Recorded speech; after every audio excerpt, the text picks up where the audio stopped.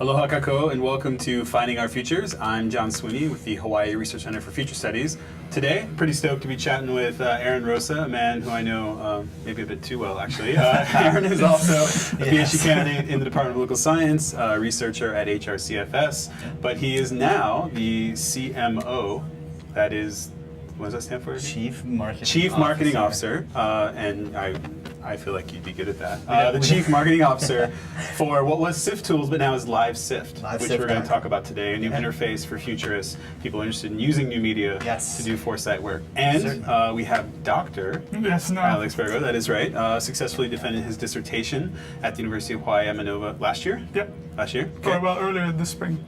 Okay, so recent. So you're a new doctor? Yes. Okay, fantastic. So thanks, and Alex is the CEO at formerly Sift Tools, now Live Sift, and this change has happened very, very recently. Yes. Okay, great. So thanks for coming on, guys. Appreciate it. Thank you. Thanks for having us out. All right, so let's cut right to the chase. One of the things I want to hit on today is thinking about new media and foresight. And Aaron, I know your research looks at augmented reality, and Alex, you actually did sort of an online Delphi interface. Yes. So how do you see the field evolving? How do you see futurists utilizing this? And then what do you see as being the greatest impact for these new tools? And then we'll talk more specifically about Live Sift. Do you want to lead? Yeah, I guess for me, in terms of the Delphi, I think the reach is really one of the bigger issues.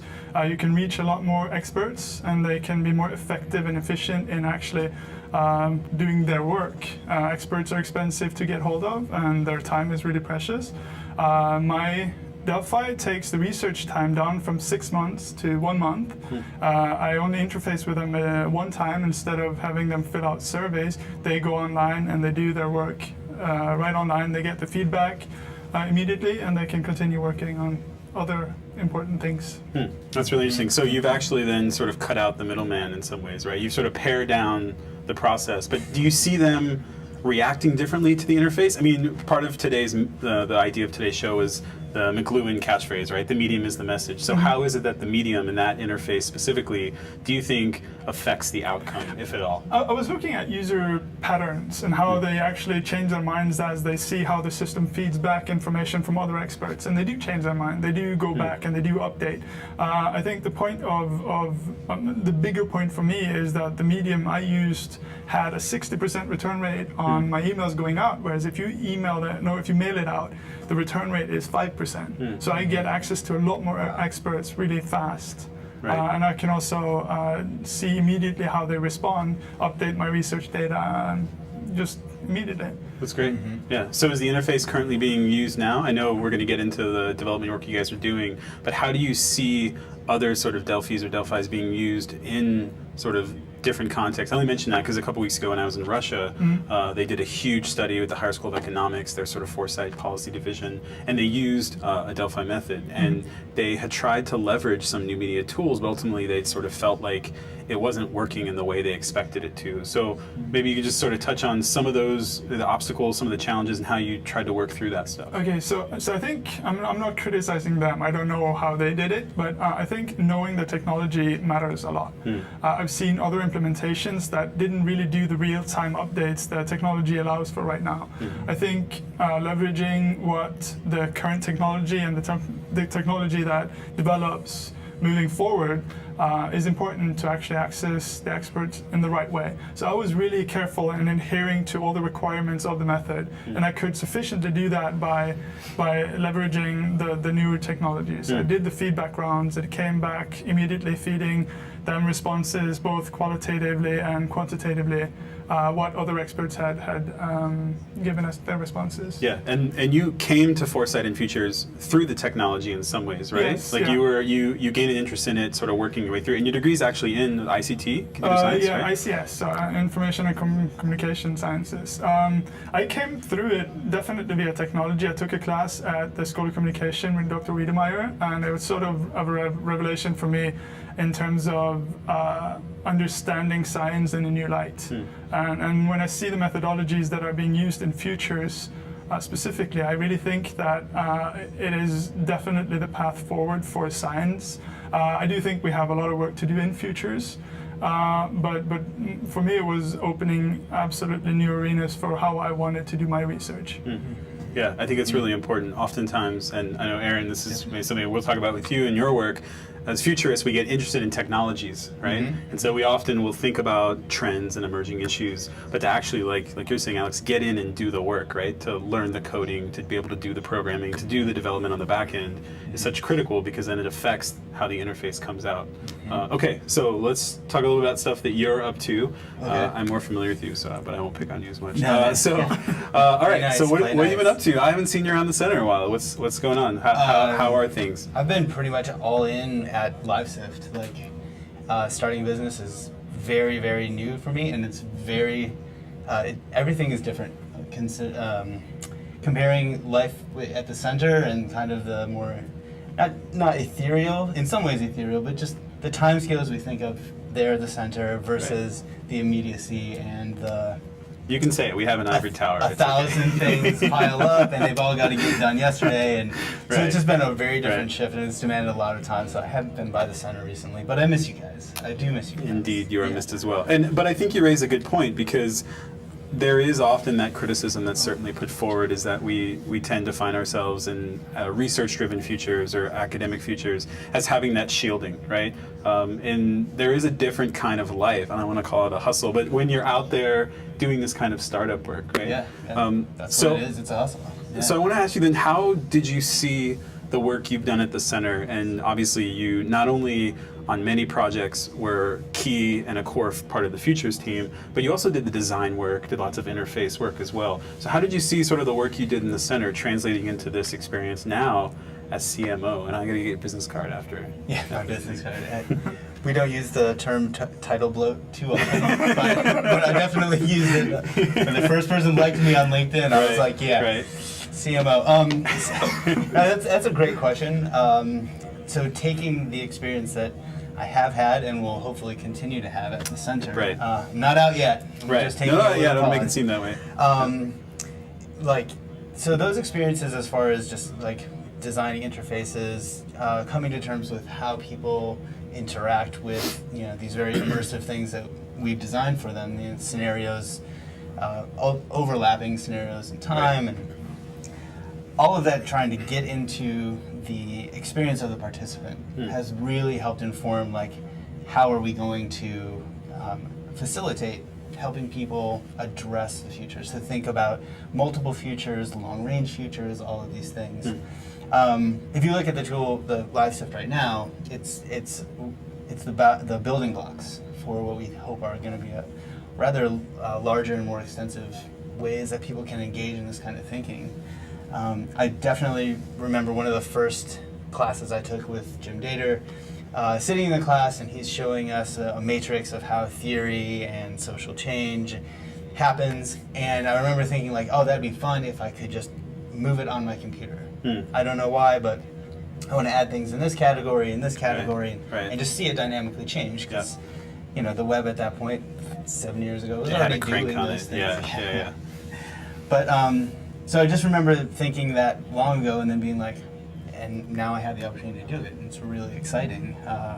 Really exciting. Yeah, there's definitely, I think, been a visible progression. I know some of the projects that we've worked on, all of a sudden we created a branded form, right? And we thought that was the bee's knees. We were so happy, like, wow, people can fill this in, and it's on paper. Like, wow, look how cutting edge we are, right? Logo on it. Yeah, and then there was this quantum leap, right? I mean, we'd sort of, been out of touch, and then we were emailing, and you were like, I'm working on this project, right? And then having seen the demo very recently, I was completely blown away. I mean, this is something that I think is going to change how people think about doing foresight. And I think that these kinds of interfaces, right, as Alex was saying as well, provide new opportunities, not just, I think, for the experience, but for about what do we mean when we say foresight, right? How do we leverage the kinds of knowledge or wisdom that might come from a particular crowd or even an audience, right, to transcend just a smaller group. And to be able to reflect that in a way that is valuable for people, right? And so I definitely, again, in the experience, and we'll demo this after the next break to see how the interface works, right, and how people can make sense of it. That'd be great. Okay, so just really quickly, you were doing research, or you still are. Yeah. I'm not going to say past tense anymore, I promise. If anything, because your wife is watching and she needs to. Yeah. Okay. So your work still previously, trying, baby. or your work continuing, is on augmented reality. Yes. So how do you see this sort of fitting with that? Is there a clear connect? Because I see this obviously as an interface, but people typically see AR as a more immersive thing. And do you see this as? How do you see?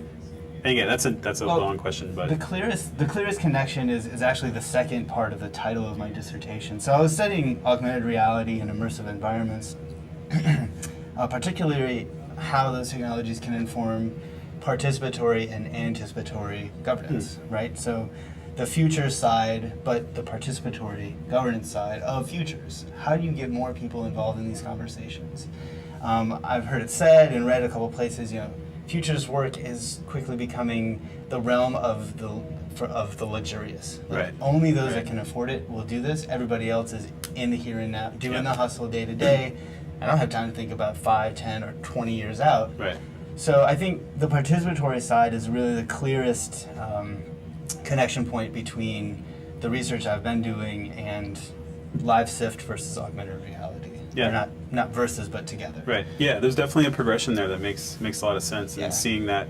So the next step is to make this your dissertation, right? Just write Working on it. just write it up. Working Yeah. Okay, so we're going to take a quick break. We'll be back with more from Aaron Rosa, the CMO, and Alex Bergo, the CEO of LiveSift.com. Check out the website while we're at the break. We'll come back and do a demo, and stick with us. This is fine.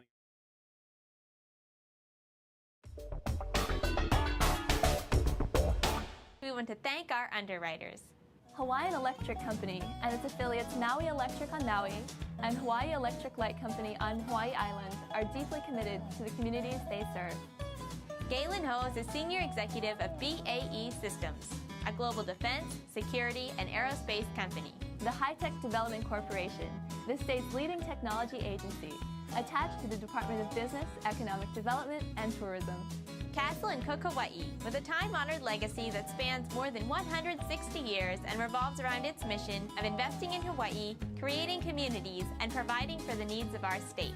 Hawaii Gas, formerly the Gas Company, a proponent of the Liquefied Natural Gas Initiative, helping Hawaii achieve its transition to clean energy and a better energy future. Collateral Analytics, a Hawaii-based tech company empowering the real estate industry with greater and faster access to the tools and data they need to make better informed property investment decisions. I'm Nicole Horry. Thanks so much for joining us on ThinkTech. I'm Maria Kashem. See you next time.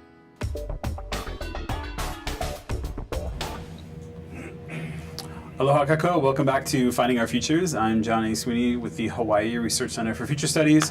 Today we are joined by Alex Bergo and Aaron Rosa, both with LiveSift.com. Hopefully you had a chance to check out the website during the break, and that's what we're going to poke around a little bit. So we're sort of going to do this. Oh, okay, there we go. We can see the shot. It's live TV, folks. It's not quite Johnny Carson, but we're doing the best we can. So maybe you guys could talk us through a little about what Sift Tools is doing, how it leverages foresight, how it engages, and sort of how the interface works. So have at it. I mean, I think in general, the basic tools that we have are actually fairly standard pen and paper tools that we converted to newer technologies. The good thing for futurists is that I'm going to say so we are using the same tools that they use in business. And so it's just a matter of perspective of the length of horizon, how far do you look forward. Right. And so the planning tools are very similar, and that's what we're leveraging, selling planning tools to businesses, because there are a lot more people there.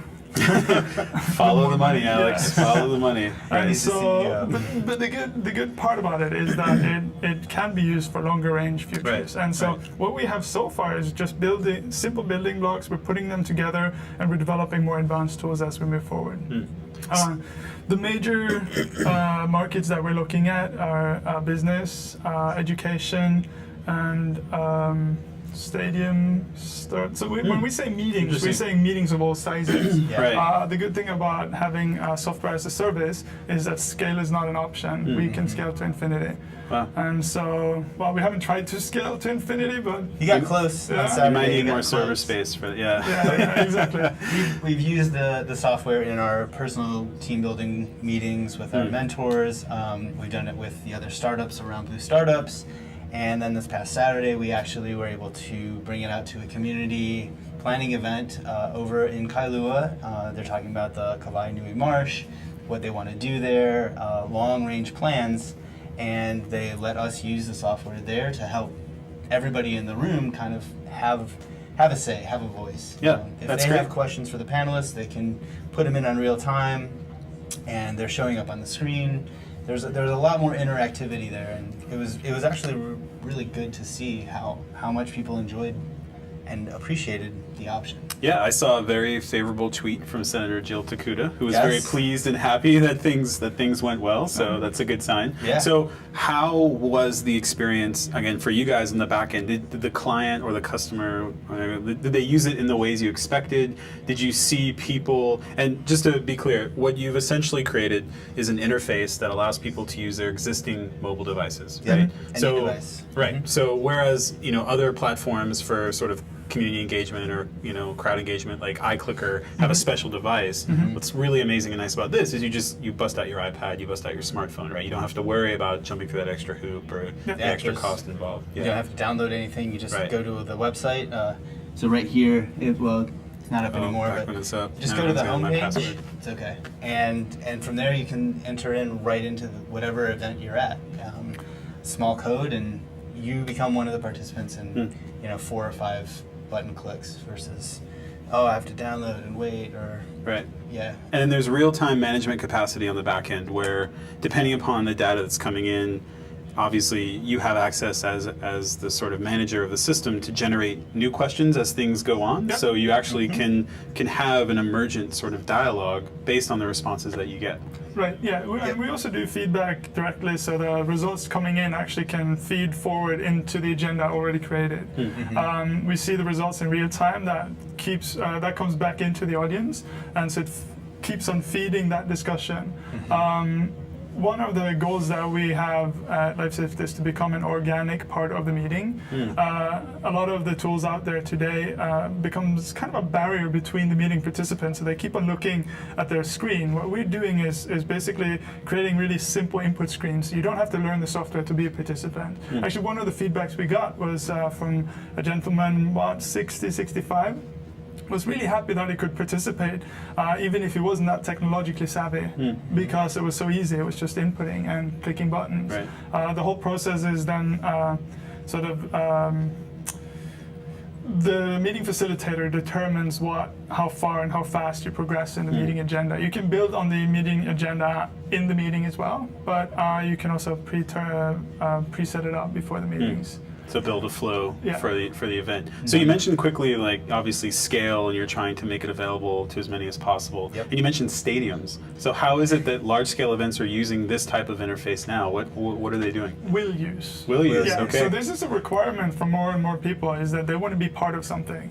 It's not just being a spectator. They just don't want to see. If you go into big meetings, people will be on their phones doing other things because they Right. can't participate. Right. Same things happen at stadiums. The commercial breaks, people sit tweeting. They're not paying attention to the commercials. Right. We can be part of that. We can leverage people's devices, let them be part of the whole stadium experience, and then can feed them commercials they actually look at. Right. And so we build out capacity for that. You did send me that article the other day about the new company who is taking essentially the Twitter sphere and bringing it into stadiums, scraping off like photos or particularly popular tweets, and then hand selecting them to put up on the big screens. Right.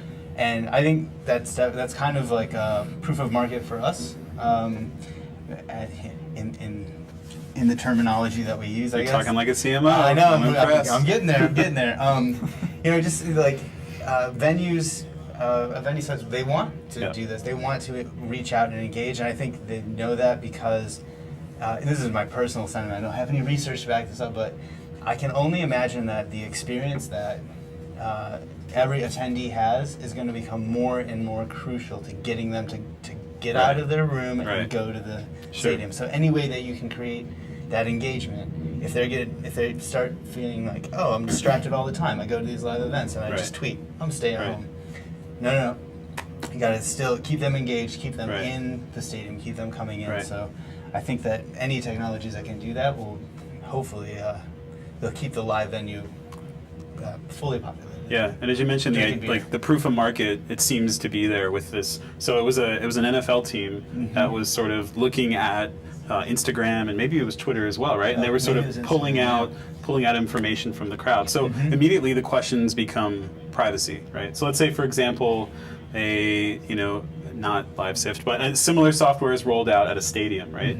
Would you see it as being a necessary component to have people sign up, right? I mean, is there any other user data that it may be able to be collected through these kinds of interfaces, or how do you see that playing out? With LiveSift, and we kind of did this intentionally, it's by default anonymous. Like, you don't need to provide any information in order to participate in any event. If you have the code, you can go and take the surveys, do the polls, evaluate that your favorite running back or point guard. So there's no sign up by default. Now, if people want to like get the reports out from what was the stadium thinking about this thing or that thing, or if they're in a smaller meeting and they need that report to go back and synthesize some steps moving forward later on, then there are sign-in options. Now, to steer that back towards security, I think security is always going to be an issue. Like, I don't think anybody's going to stop the people out there that are interested in mining data. What you can do is put in place steps that make it more difficult or less, less data rich. If they do break in, what do you actually get from there? Not much from LiveSift.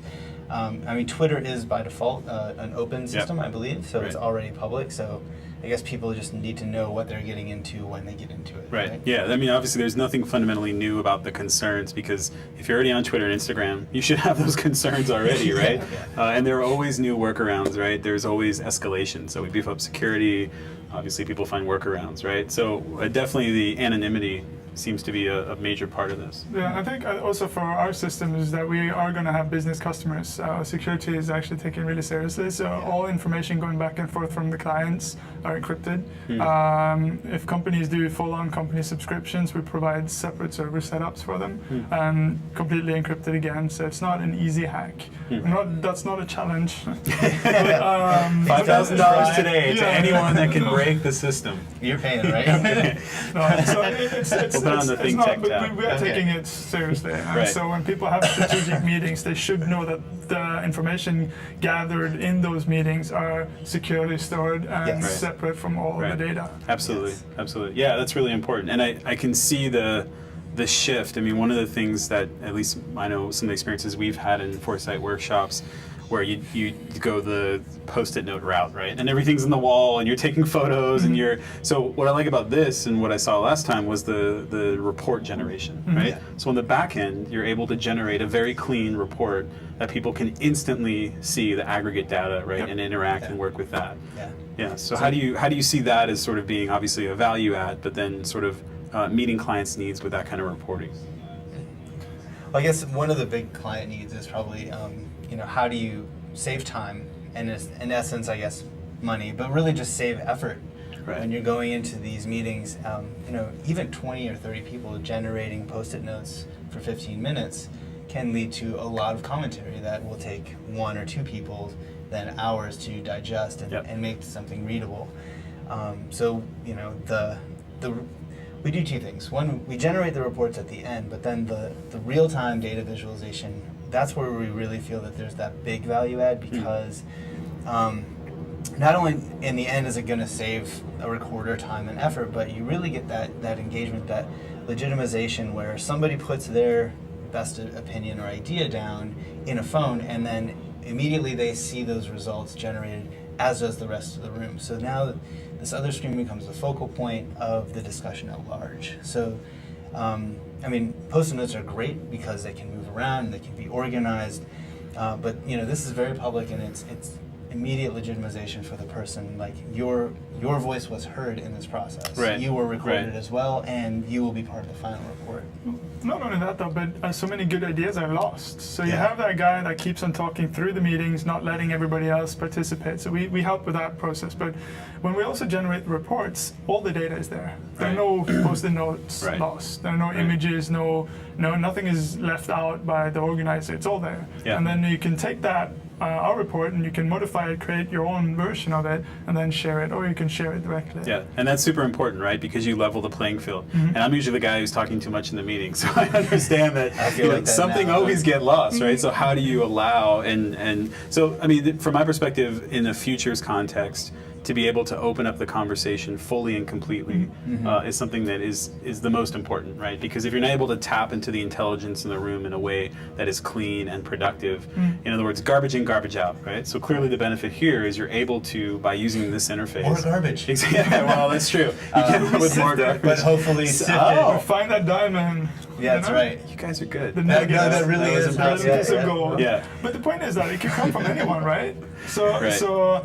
And I think ideas, if they can be expressed freely, and in our case right now, anonymously, people feel less inhibited by the social context in the room. So you speak freer in a way.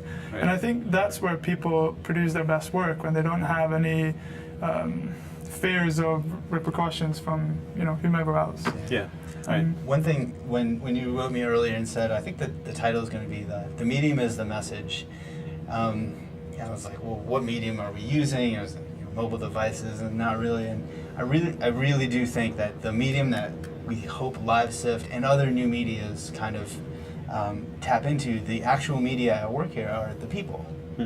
If you can engage the people to work together as a team, to go ahead, and everybody's free to put their opinions out there, and then work together to find which ones actually resonate with the group, with the actual network of all those opinions, all those preferences in the room. If you can actually tap into that, that is, I think, the most powerful media that we have as humans. Not to be human-centric, but to actually say, let's at least let every human in the room have their fair say. Yeah, it's important, right, to open it up. And again, we've done consultations in a variety of different social and cultural contexts, where even if just someone who's not sort of hesitant to speak, but maybe if there's a boss in the room, right, or someone else, right, to try to level it out. Yeah. Okay, this is good. So we're going to hear more. When we come back, I want to talk a little bit about where you guys see the market for these products going, futures of business, the futures of futures, and then we'll sort of wrap it up a little bit. Okay, so we're talking with Aaron Rosa, who's the CMO of Live Sift, and Alex Bergo, who's the CEO of Live Sift. I'm John Sweeney. This is Finding Our Futures. You're watching ThinkTech.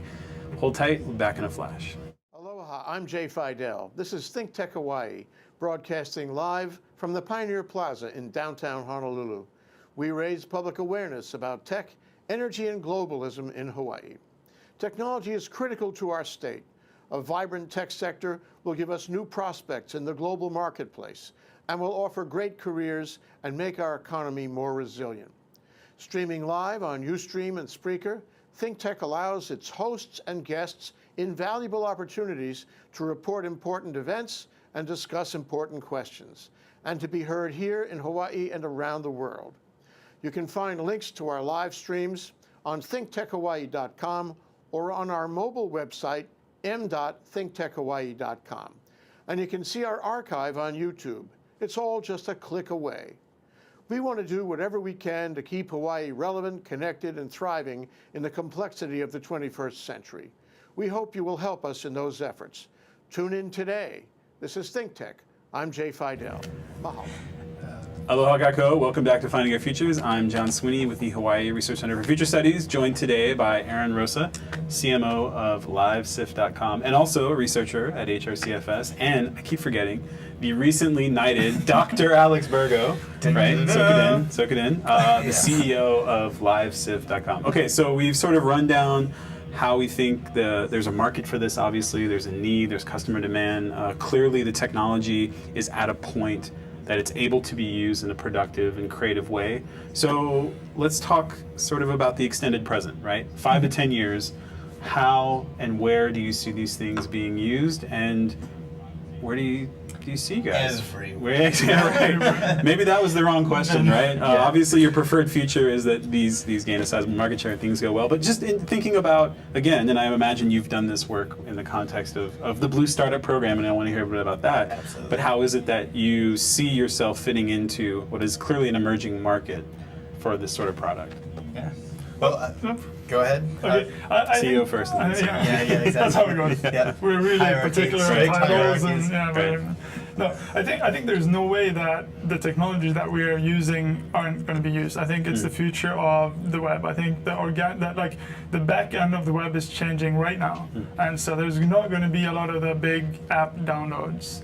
There's not going to be a lot of the traditional web servers. This technology is changing and it's coming out right now, and so there's no way that the technology that we're using isn't going to be used. To what extent we are going to be a success depends on our business. We have a good idea and we're making it into business. That's a huge leap and it takes a lot of effort. And so that's what the Blue Startups program is helping us with, creating a business out of an idea. There are a lot of companies there that do have, the ideas are fantastic. We have one company, Workers on Call. I think if you're looking at the futures of work and business, they are right on track. They can get you somebody to do small jobs for you within 30 minutes online. The fact of the matter is that we're not going to be these big beehives, people driving into work. We're going to be more individuals that do smaller things. We're going to be more market oriented, and they are right on target. And Blue Startups is again helping them create a business out of that idea. Yeah. So they've helped a lot of us. Actually, I'll take a moment now to plug them this Wednesday. Yeah. The entire Blue Startups fall cohort, of which LiveSift was a part, is going to be giving their demo day. So did I say Friday? I meant Wednesday. I meant Wednesday. Okay. Down at the Sheraton Waikiki from 2:30 to 5. So, and I believe it's open to the public. It's not free. There's an event, $35. right? $35. Yep. Okay.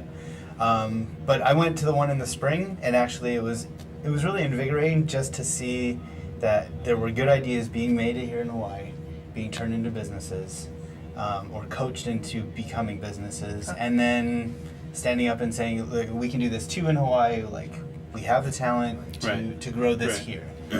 So there's no reason why, the future of business or the future of the internet has to exist in California or has to exist in New York or London. We can do it here too. I think that's really good. So our demo day is basically part of VC Summit. That's right. That is part of the whole startup paradise branding that's going on. Hashtag. Startup paradise. Woo! No, but it's really good. I mean, that whole day is basically about how to do crowdfunding. There's a lot of lessons and panels and discussions. Good people coming in, flying in to educate everybody participating. Yeah, that's actually... So really quickly, and you mentioned how obviously these things are emerging, right? And markets are developing. And currently there are a number of incubators, and obviously here, even though we're a smaller pond, there's still a capacity to develop these, right? And so I want to tap on something you said, Alex, about how like clearly this is the future, right? And obviously we take a plural approach. So clearly that's the preferred future, I think, for many people. And yet we see a variety of, let's say, traditional business models bucking back, right? Adapting as they see fit, but at the end of the day, if there's a bottom line, if there's profit in it, right, they're willing to go, right? And so clearly, I think we'll reach a critical tipping point, and there will be winners and losers. So could you talk a little bit about how you see maybe some of these futures tools, some of these new media tools, doing, and I hate to drop the disruption word, but I think it's appropriate, disrupting these more traditional or more normative modes of business, given, like you're saying, the different frameworks, right? You don't need to have a huge, massive building filled with people working from 9 to 5 doing this, right? You can obviously, expand and sort of reverse the paradigm, if you will, and allow the company to be something different, right, than they were previously. So, I can go ahead. Sorry, I'm going to unpack all those questions. So the way I see it, in many ways, the lean startup method that we are following and a lot of other are following is kind of opposite to planning long range, but it isn't when you really go into it. It's actually creating a business that is agile. So what we are doing, we're looking at different business metrics to make sure that we are agile in terms of how we acquire our customer. How much does it cost us to acquire a customer? What is the lifetime value of that customer? We have developed matrices that make sure that we spend our money wisely when it comes to getting new customers in. And that's going to be critical for any business. I think the scaling, being lean, is critical, and it sort of follows the paradigm that is shifting. Is the fact that large companies will have demands that change, and they have to be able to roll with the blows and sort of build where it's needed fast. I think point in case here is how the market for servers have changed. We can scale up in minutes, really, to large servers literally in minutes. That would take me months before. I mean, I can literally drag a lever over and our server capacity has quadrupled.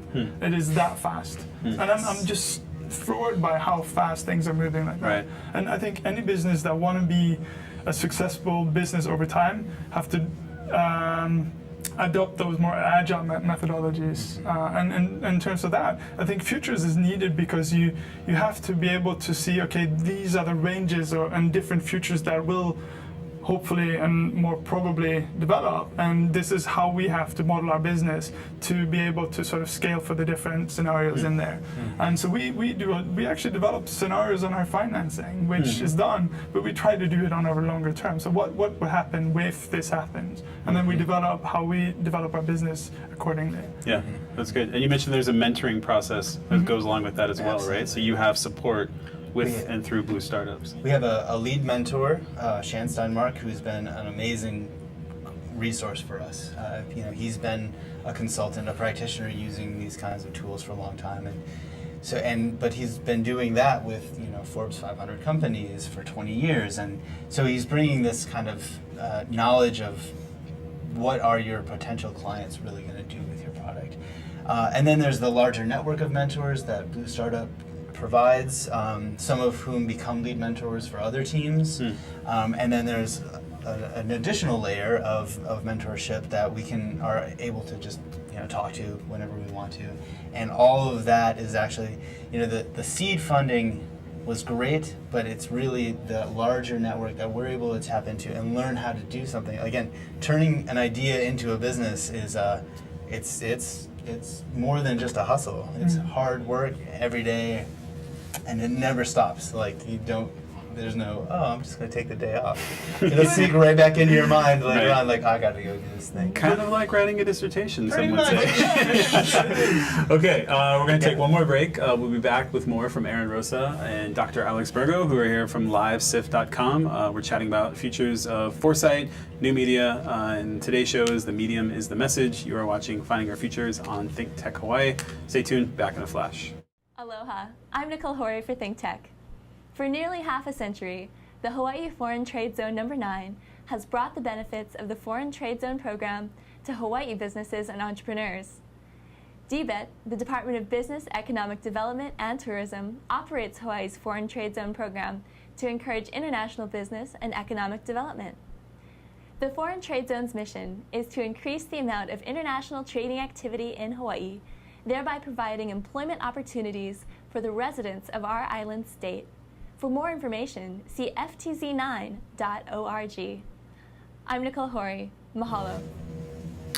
Aloha and welcome back to Finding Our Futures. I'm John Sweeney with the Hawaii Research Center for Future Studies, joined today by Aaron Rosa, CMO of livesift.com, also a researcher at HRCFS, and Dr. Alex Bergo, who is currently the CEO of livesift.com, which is why he gets to talk first and answer each question. That's right. Yay! Yeah. Okay, so how about we start with Aaron. So, Aaron, I'm familiar a bit with your research, and last year, or a little bit more familiar with your research. Last year you gave a really fantastic presentation at the first ever Manoa Futures Symposium, which gathered graduate students doing futures work from all over the world in Hawaii. We had a one-day conference. We did this crazy augmented reality game afterwards. But your presentation essentially looked at some of the uses, and I think appropriately misuses of augmented reality. And so your concept of occlusive reality was how you could use augmented reality to not see something different or new, but to block out things that you didn't want to see. So for example, the sort of experiential futures presentation you gave as this sort of new thing was how you could use it to block out houselessness or litter or other problems, right? And so that leads me to think about the politics of new media and the politics of these kinds of interfaces, because obviously and very clearly, and I absolutely want to do everything I can to support you guys to do well, but how do you find ways of obviously, and because I know both of you, right, of sort of fulfilling maybe your political goals along with the very clear financial goals of doing well. So we've joked about if things go well, there'll be the Rosa Endowed Futures Chair one day. If things go that well. But do you see maybe more sort of like nonprofits, are there other kinds of use for this, like maybe in disaster? I mean, how is it this could be utilized aside from, stadiums or boardrooms or other sorts of things? How do you see this medium playing out in those other contexts? Again, in my own, I guess, political views or whatever, and I say this not so that we get uber rich, though that would be great, but really like, if this could be used and deployed in useful ways everywhere, so be it. And we've talked about different pricing models for this, that, and the other, but honestly, I think that this type of new media exchange where the people become the focal point, not the technology. It's the exchanges and interrelationships between the people trying to, if it's a crisis situation, how do you mitigate that? Who needs what, where, when, and who can get it there fastest? Yep. Awesome. Like, if those kinds of platforms really do become so easy that they can go across any device at any time, and anybody in any location can, sync up and say, hey, this needs to get here. It sounds kind of like a telephone, but there's something in there that we're hoping is different. So I guess, that would be best case scenario. These kinds of technologies are dispersed and really allow people to engage in that longer term thinking, not just crisis management, but what are we going to do 5, 10, 25 years coming out of this crisis? In some ways, and oh man, here comes capitalism. Whew. In some ways, a crisis is a moment to reset, right? Like what happens in Haiti now? I mean, it's already been 2 years post, 3. But they have an opportunity to rebuild a whole lot, and the things that they build now are probably still going to be there 10, 20 years later. So it's not a nice thing, crisis, but when it happens, there are options that come out of it that might not have been there before. Yeah, so. I mean, critical junctures, right? Catalytic events open up new possibilities. And I think that we've seen this historically. So in 1970, when Hawaii engages in, at the time, what was one of the largest foresight activities, Hawaii 2000, they used, quote, new media, which meant telephones and televisions, right? So clearly now we're in a much better position to utilize existing, media that people have, existing interfaces, to take a tool like Live Sift and to allow for this other type of engagement. And I think that's the kind of thing, like you're saying, at this large scale, that really is a unique moment, right? So we haven't talked about the sort of aegis of big data. And so clearly we're at a point now where all kinds of data sets are being utilized for a variety of purposes, right? Some better than others, right? So how do you see, and the term clearly gets misused quite a bit, but how do you see a country sort of using this, right? I mean, is that something that is within sort of the realm of possibility? I mean, you mentioned going to infinity and beyond. Right. So there really are no limits to the capacity. No, there should not. I mean, right now there's like 1 billion and so phones. We can do that. We haven't tested that. Yeah. But Well, the point of the matter is that the cloud scales really well. So I don't see why we shouldn't be able to scale to millions. Right. Yeah. I mean, technologically speaking, we have some way to go. Right. But like theoretically, no. Right. No problem. So that's the question I want to just hit on really quickly then. As we know, the cloud really isn't a cloud because it takes data centers, right? And it takes this series of tubes, as is commonly said, right?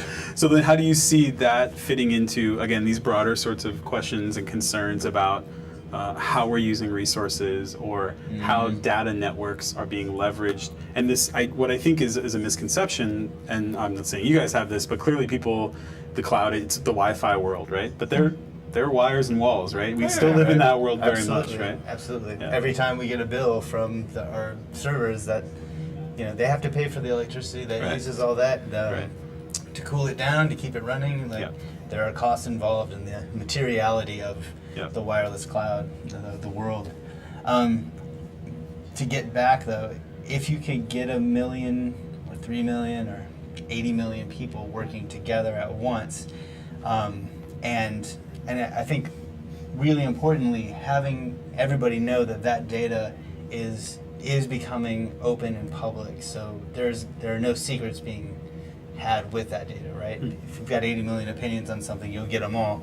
Now, the report, you can't read 80 million opinions probably. I don't know how long that would take, but having that there and having the chance to again sift through it and somehow guarantee that when that sifting occurs, you're actually getting the best of that 80 million. You're not getting the selected best. You're getting the participatory best. I think that opportunity is worth the money that it costs to run the tubes. And I would hope that those 80 million people would also say, hey, my opinion is worth 0.0003 cents every time I click this button. Right. But I think, just from a methodological perspective, choose the right method for the purpose of what you're trying to do. That's So, true. sifting through all written opinions by hand probably isn't the right way to do it, but we can do it automatically. We can categorize it automatically. My research was in broadband, and so if you're talking about how you should argue funding or building networks, well, there are clear correlations between growth in economy and building faster networks. Yep. There's no doubt about it. Companies in Hawaii, I did an interview with them. They are ready to build if the demand is there. So we have to create a demand. We have to try to convince our politicians to sort of create an environment where building really high-speed networks is something that the companies want to do. And I think we, from kind of a grassroots perspective, we can build that demand up, and so force the hand of both politicians and companies. The companies are more than willing to make money off of us, which is good. So we should create that demand. Right. But yeah. So you guys are building the future. Yes. We're building a future. Excellent, a future. And I'm gonna be honest, it sounds like a pretty good future. Obviously, the more we can get participatory practices and more voices used for anticipatory means, hopefully it'll get us toward a better place. Hope so. Okay, Definitely. guys, thanks for sitting in. So today's show was Aaron Rosa, CMO of Live Sift, also researcher at HRCFS, Dr. Alex Bergo, who's currently the CEO of Live Sift, UH Manoa graduate, and you were watching Finding Our Futures. The medium is in fact the message. So have a great week. We'll catch you later. This is ThinkTech Hawaii. Aloha.